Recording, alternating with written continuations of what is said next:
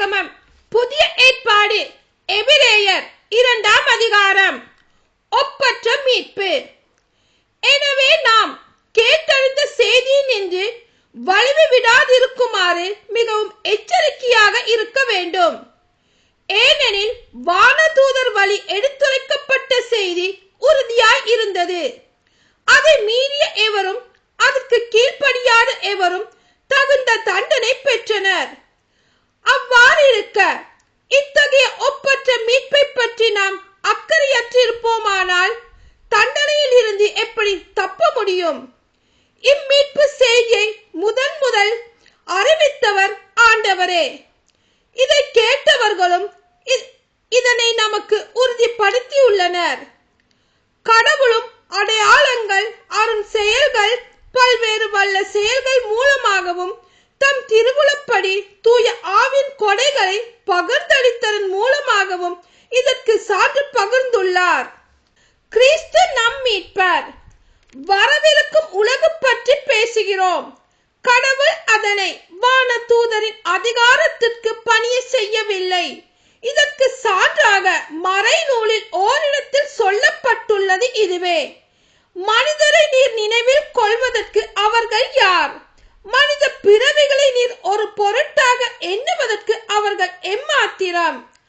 ஆயினும் நீர் அவர்களை வான தூதரை விட சற்றே சிறியவர் ஆக்கியுள்ளீர்.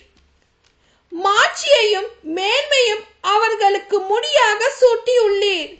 உமது கை படைத்தவற்றுக்கு மேலாக அவர்களை நியமித்தீர்.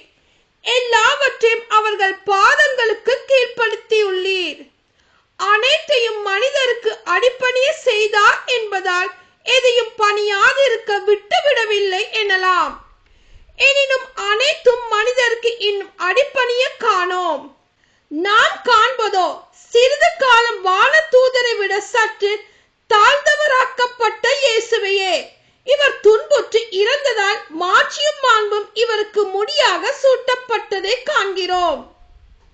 இவ்வாறு கடவுளின் அருளால் அனைவருடைய நலனுக்காகவும் இவர் சாவுக்கு உட்பட வேண்டியதாயிருந்தது. கடவுள் எல்லாவற்றையும் தமக்கென்று தாமே உண்டாக்கினார். அவர் மக்கள் பலரை மாட்சியில் பங்கு கொள்ள அழைத்து செல்ல விரும்பிய போது அவர்களது மீட்பை தொடங்கி வழி நடத்துபவரை துன்பங்கள் மூலம் நிறைவுள்ளவராக்கினார். இது ஏற்ற செயலே.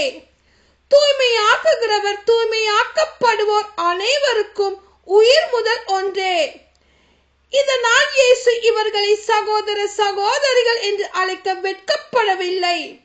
உமது பெயரை என் சகோதர சகோதரிகளுக்கு அறிவிப்பேன், சபை நடுவே உம்மை புகழ்ந்து பாடுவேன் என்று கூறியுள்ளார் அன்றோ? மேலும் நான் அவர் மேல் என் நம்பிக்கையை நிலை நிற்க செய்வேன் என்றும், இதோ நானும் கடவுள் எனக்கு அளித்த குழந்தைகளும் அவ்வாறு செய்வோம் என்றும் அவர் கூறியுள்ளார். ஊனும் இரத்தமும் கொண்ட அப்பிள்ளைகளை போல் அவரும் அதே இயல்பில் பங்கு கொண்டார். இவ்வாறு சாவின் மேல் ஆற்றல் கொண்டிருந்த அழகையை சாவின் வழியாகவே அழித்து விட்டார். வாழ்நாள் முழுவதும் சாவு பற்றிய அச்சத்தினால் அடிமைப்பட்டிருந்தவர்களை விடுவித்தார். ஏனெனில் அவர் வான தூதருக்கு துணை நிற்கவில்லை, மாறாக ஆபிரகாமின் வழி மரபினருக்கே துணை நின்றார் என்பது கண்கூடு. ஆதலின் கடவுள் பணியில் அவர் இரக்கமும் நம்பிக்கையும் உள்ள தலைமை குருவாயிருந்து மக்களுடைய பாவங்களுக்கு கழுவாயாகுமாறு எல்லாவற்றிலும் தம் சகோதர சகோதரிகளைப் போல் ஆக வேண்டியதாயிற்று. இவ்வாறு தாமே சோதனைக்கு உள்ளாகி துன்பப்பட்டதினால் சோதிக்கப்படுவோருக்கு உதவி செய்ய அவர் வல்லவர். ஆமென்.